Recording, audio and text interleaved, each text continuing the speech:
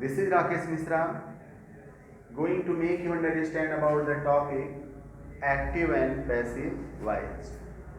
प्यारे बच्चों, आज हम लोग एक्टिव और पैसिव वॉइस पढ़ेंगे. Before beginning of this particular topic, you need to know what do you mean by active and what is passive voice. Because without knowing about the structure of the sentence, you won't be able to at all to understand how to make transformation from active to passive or passive to active. In order to have command over English language, you need to know about the transformation, means conversion from active to passive or passive to active. One very significant point you need to know, in passive voice always helping verb plus third form of verb. Children, always keep in mind, in passive voice always you will find helping verb plus third form of verb. Passive voice में हमेशा helping verb के साथ third form of verb आती है. Active verb voice का मतलब होता है इसमें वर्ब होगी, हेल्पिंग वर्ब भी हो सकती है, हेल्पिंग वर्ब के साथ थर्ड फॉर्म भी हो सकती है, बट दोनों में जो मेन डिफरेंस होता है ये आपको समझना होगा. एक्टिव वॉइस का मतलब क्या होता है? एक्टिव मतलब होता है एक्शन में होना, अब पैसिव मतलब निष्क्रिय होना. मतलब क्या हुआ? जब सेंटेंस का सब्जेक्ट एक्शन में होता है तो उसे हम एक्टिव वॉइस कहते हैं. तो एक्टिव वॉइस का मतलब डूअर ऑफ द एक्शन. अब पैसिव वॉइस का मतलब होता है रिसीवर ऑफ द एक्शन. अगर मैं कहता हूं यू प्ले फुटबॉल, तो you play football, who plays football? You. तो you is doer of the action. तो क्या हो गया? Active voice.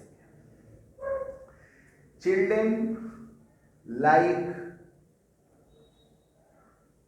Eating banana. Who like eating banana? Children. Children क्या है? Doer of action. तो जब कभी डूअर ऑफ एक्शन होगा यानी एक्शन को करने वाला होगा, उसे हम क्या बोलेंगे? Active voice.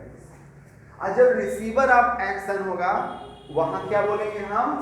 Passive voice. जैसे अगर मैंने कहा ही राइट्स मैसेजेस, तो what is he? Is subject. How is subject? Doer of action. जैसे मैं क्वेश्चन पुट अप किया, हु राइट्स मैसेजेस? ही. तो ही क्या है? Doer of action. Doer of action in begins with subject. Whenever sentence is going to start with subject will be known as active voice. जब क्रिया को करने वाला बिगनिंग में दिया होगा तो वह क्या होगा? Active voice. अब इसे पैसिव वॉइस में अगर आप कन्वर्ट करते हो, आप लिखोगे messages are written. Messages are written by him. तो यहां बाय हिम लग रहा है, ये क्या मतलब हुआ? Receiver of action. By him, by her, by me, by you, by them, by boys, by girls. तो यहां बाय लग गया तो क्या हो गया? रिसीवर ऑफ एक्शन हो गया. तो जब डूअर ऑफ एक्शन हो active voice, receiver of action हो पैसिव वॉइस. पैसिव वॉइस की सबसे बड़ी विशेषता क्या है बताओ? हमेशा हेल्पिंग वर्ब के साथ थर्ड फॉर्म आएगा. ठीक है.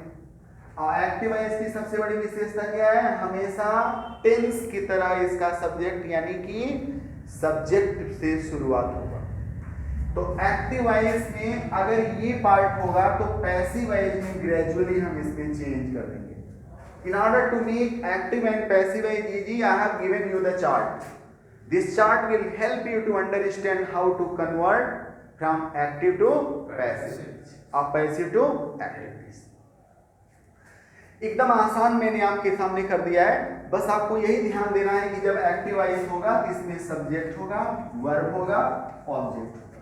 लेकिन अगर वो पैसिव वॉइस होगा तो इसी ऑब्जेक्ट को आप पहले ला दोगे और आप जानते हो हेल्पिंग वर्ब के साथ क्या होगा बेटा, थर्ड फॉर्म वर्ब होगा, और फिर इसमें एक्स्ट्रा आ जाएगा और बाई करके आप सब्जेक्ट लिखोगे। जैसे मान लो वर्ब फर्स्ट फॉर्म या यस या यस हो या डू या डज है, तो समझ जाना कि पैसिव वाइज में ईएमआर के साथ आप थर्ड फॉर्म कर दोगे। जैसे मान लो अगर प्लेज है, प्लेज का पैसिव वाइज क्या होगा, इज प्लेड। कंप्लीट्स का क्या होगा, इज कंप्लीटेड, ठीक है। कुक्स का पैसिव वाइज क्या होगा, is cooked. Rights passive wise क्या होगा, इज रिटन, क्योंकि जब कभी यस या यस आएगा तो पैसिव वाइज में ईएमआर के साथ आप थर्ड, समझ रहे हो। जैसे मान लो सॉल्व, अगर वो वर्ड लिखा है सॉल्व्स, यहां क्या हो जाएगा, इज सॉल्व, ठीक है। दूसरा पॉइंट ध्यान दो, whenever in a sentence you will find second form of verb including with date, so did always take first form of verb, you should know it. So in order to convert it into passive voice, was were including with third form of verb. तो जब कभी active voice में verb का second form आएगा या did के साथ first form आएगा तो पैसिव वॉइस में वाज वर के साथ थर्ड फॉर्म आएगा। समझ पा रहे हो।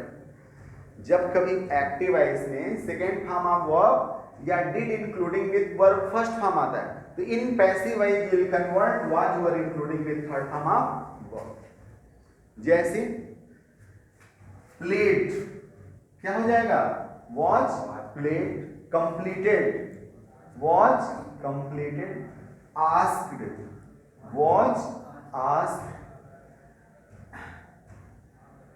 Proved was proved, solved was solved, did not solve was not solved, did not complete was not completed, did not right was not written.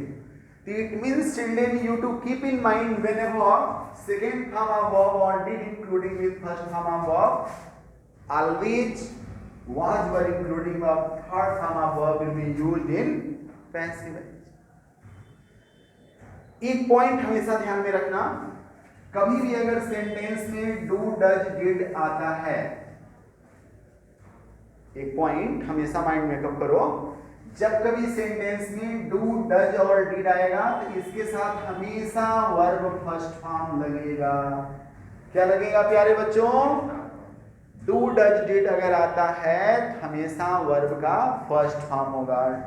Did not write, did not wrote नहीं होगा, did not written नहीं होगा, समझे। Does not sing, does not sang नहीं होगा, do not play, do not plays नहीं हो सकता। तो डू डज डिड के साथ क्या लगेगा, फर्स्ट फॉर्म ऑफ वर्ब लगेगा। तो आई थिंक ये कॉन्सेप्ट क्लियर हो गया ना। तो अब बताओ वर्ब चेंजेस क्या करोगे आप पैसिव वॉइस में, जब वर्ब का फर्स्ट फॉर्म ऐसे यस या डू डज लगा हो, इज हमारे साथ third form, second form of verb did लगा हो, वाज वर के साथ थर्ड फॉर्म। समझ में आया ना, are you able to understand? Okay, now come to continuous. One thing more children always keep in mind whenever in active voice you'll find is including with four form of verb, that means ing form। तो four form verb means क्या होता है, ing form, ठीक है बेटा।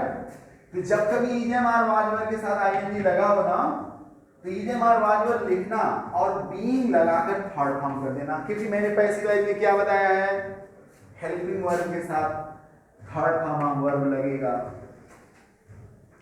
तो बताओ is playing क्या हो जाएगा, is being played, is asking, is being asked, is completing, is being completed, was asking, was being asked, was solving, was being solved, was cooking, was being cooked. It means जहां ING आप लगा रहे हो उसके साथ आप being लगाकर third form कर दे रहे हो। Getting my point? अच्छा जी, अब बताओ जब कभी इजेमार वाजवर के साथ आईएनजी लगा होगा पैसिव वॉइस में, इजेमार वाजवर लिखेंगे और बीइंग लगाकर थर्ड फॉर्म लगा देंगे। Concept clear? सिंपली अगर मैं कोई एक एग्जांपल दूं इस कंटिन्यूअस से रिलेटेड, तो इजीली आप इसे समझ सकते हो. For example, she was solving questions, है ना जी. इसमें who is doer of action, see subject हो गया, वॉच हेल्पिंग वर्ब हो गया, सॉल्विंग वर्ब हो गया, क्वेश्चन ऑब्जेक्ट. तो children always keep in mind in active voice SVO rule will be applicable. जैसे she was solving question last night, तो last night क्या हो गया, extra. One more thing always keep in mind whenever in active voice you talk about ill-defined SVO rule.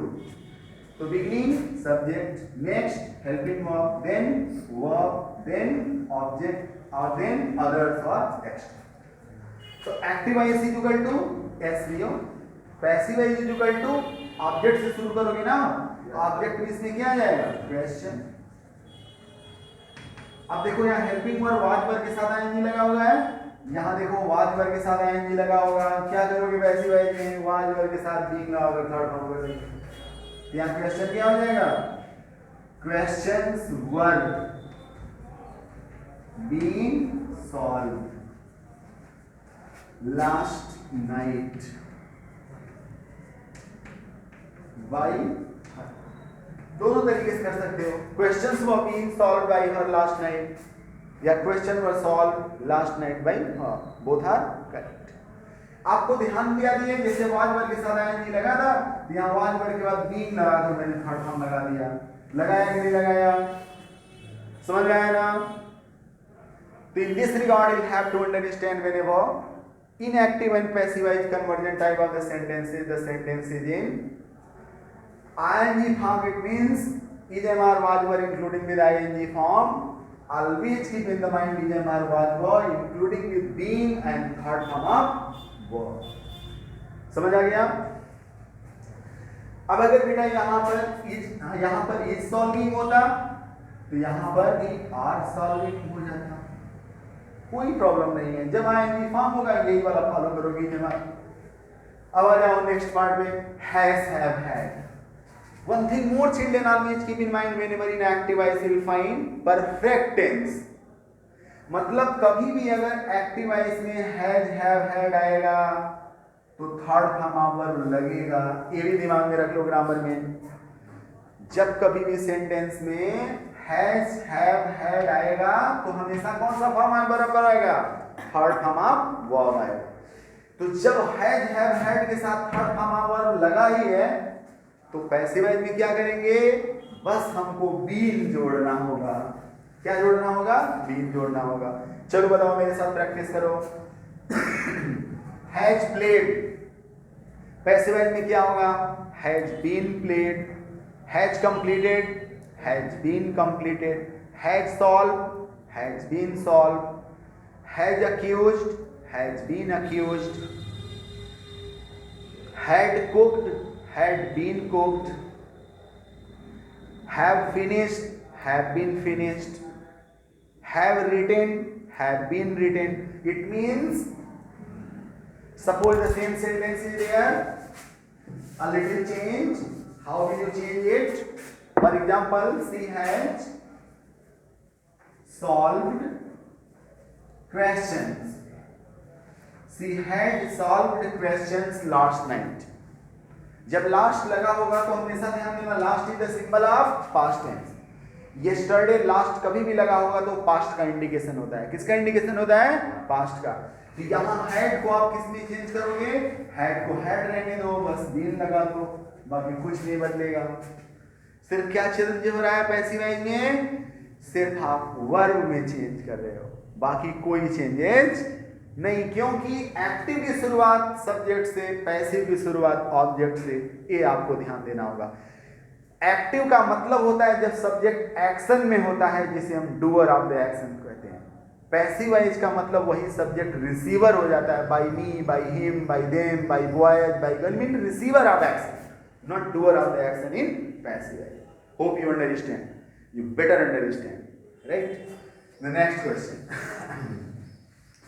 अब आ जाओ can, could, may, might, will, shall, would, ये सब सारे पार्ट क्या होते हैं बेटा? क्या होते हैं? Model auxiliary. क्या होते हैं?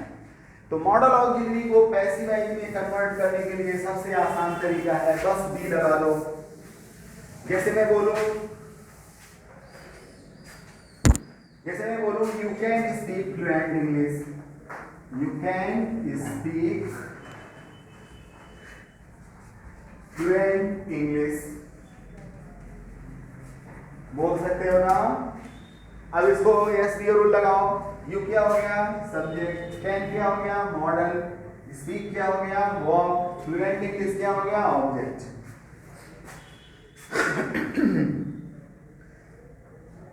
You can speak fluent English in the class, you can fluent English anywhere.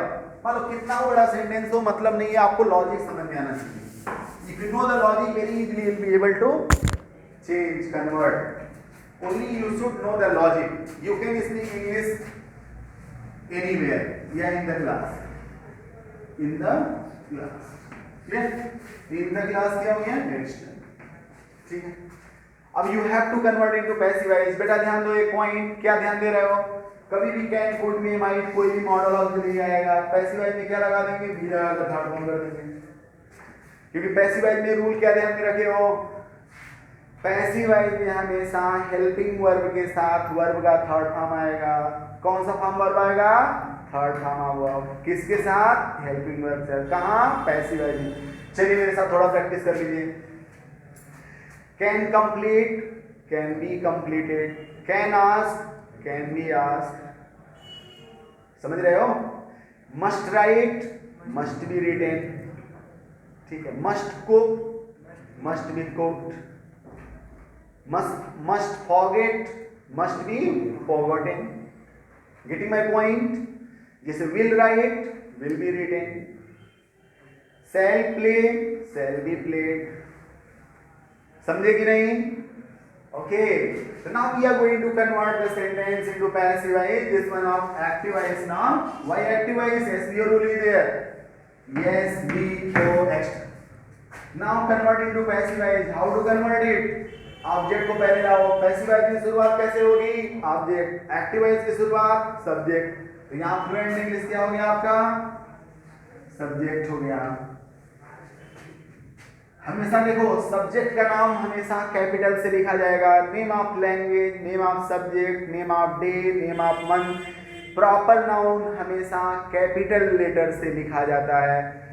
Proper noun हमेशा किस लेटर से लिखा जाता है? कैपिटल लेटर से। समझे? जैसे मोनी, सोनी, दिल्ली, मुंबई, ये सब हमेशा कैपिटल लेटर से। मंडे, ट्यूसडे, जनवरी, फरवरी हमेशा किससे लिखोगे? Capital letter. तो यहाँ पर फ्लुएंट इंग्लिश आगे आगे तुम्हारा ऑब्जेक्ट है, फिर क्या लगेगा? Helping verb. क्या हो गया? कैन। जानते हो आप लोग मॉडल ऑक्सिलरी में क्या लगता है? बी लगाकर थर्ड फॉर्म कर दोगे, यहाँ क्या हो जाएगा? Can be spoken. तो fluent English can be spoken in the class by you in the class. Fluent English can be spoken by you in the class. Yeah, fluent English can be spoken in the class by you. Both are correct.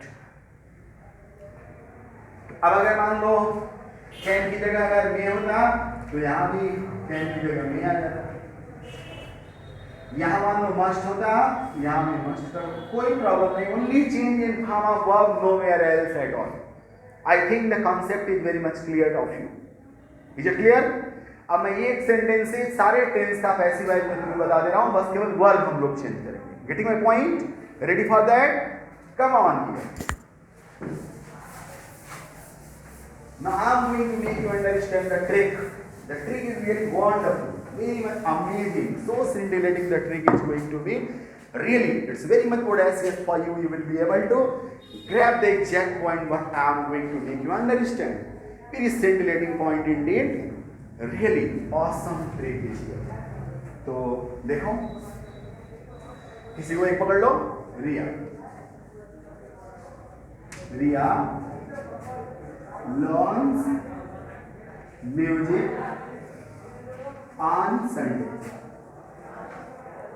है ना? अब बताओ area क्या है, subject यानी doer of action, तो active voice हो गया। लर्न्स क्या हो गया, वर्ब। म्यूजिक क्या हो गया, ऑब्जेक्ट। ऑन संडे क्या हो गया, एडजेक्टिव। है कि नहीं? एसपीओ रूल लग गया। किसमें है ये, एक्टिव वॉइस। किसमें कन्वर्ट करना है आपको, पैसिव वॉइस। कैसे कन्वर्ट करोगे आप, अब पैसिव वॉइस में इधर पहले लाओ इसको, म्यूजिक को। पहले क्या आ गया बताओ, म्यूजिक। जब यस या यस लगा होता है रूल क्या होता है, ये हमारे साथ थर्ड फॉर्म कर देते हो। यहां क्या हो जाएगा, म्यूजिक इज लर्न्ड, है ना जी, by Riya on Sunday, no change. अब इसी से तुम टेंस बदलो फटाफट। अब यहां लर्न्स की जगह तुमने लर्न कर लिया सेकंड फॉर्म ऑफ, अब क्या करोगे, एच की जगह यहां वॉच कर दोगे। अब यहां अगर विल लर्न तुमने कर दिया तो क्या हो जाएगा, तो यहां भी कोई प्रॉब्लम नहीं, यहां विल भी लर्न हो जाएगा और कुछ भी चेंज नहीं होगा, ओनली चेंज इन वर्ब। अब अगर आपने हैज लर्न कर दिया तब बताओ, यहां भी लिखो हैज बीन लर्न हो जाएगा। हैड लर्न कर दिया तब हैड बीन लर्न हो जाएगा। कुछ समझ रहे हो मेरी बात? अब अगर मान लो कैन लर्न कर दिया तो, कैन लर्न कर दिया तो can be learn. Getting my point? है आसान ना? तो in this regard children, I made you understand how from one sentence you can convert into all form of passive voice। एक सेंटेंस से हर तरह के टेंस में कैसे आप कन्वर्ट कर सकते हो, ये मैंने आपको बता दिया। अब अगर मान लो आपके दिमाग में सर इंट्रोगेटिव आ गया तो कैसे करेंगे, वेरी सिंपल, देखते हैं, कुछ चेंज विशेष नहीं होगा।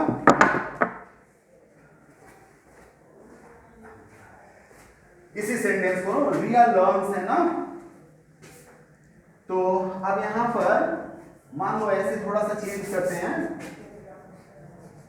रिया डज नॉट लर्न, है ना, Riya does not learn music on Sunday. फिर रिया क्या है तुम्हारा, subject. It does not helping verb learn क्या है, वर्ब। म्यूजिक क्या है, ऑब्जेक्ट। यही फॉलो करें। तो रिया की जगह रिया लिखो, नहीं म्यूजिक लिखो। डू डज नॉट की जगह क्या लगता है, ये हमारे साथ नॉट लगा दो, यहां पर हो जाएगा इज नॉट लर्न, कुछ नहीं होगा। अब बोलोगे सर जी अगर डच पहले आ गया तब, डच पहले आ गया तो इसको पहले कर दो। अब मान लो यहां वाई आ गया तब, यहां भी वाई लगा दो। क्वेश्चन वर्ड के नीचे क्वेश्चन वर्ड, डू डच की जगह इज एम आर।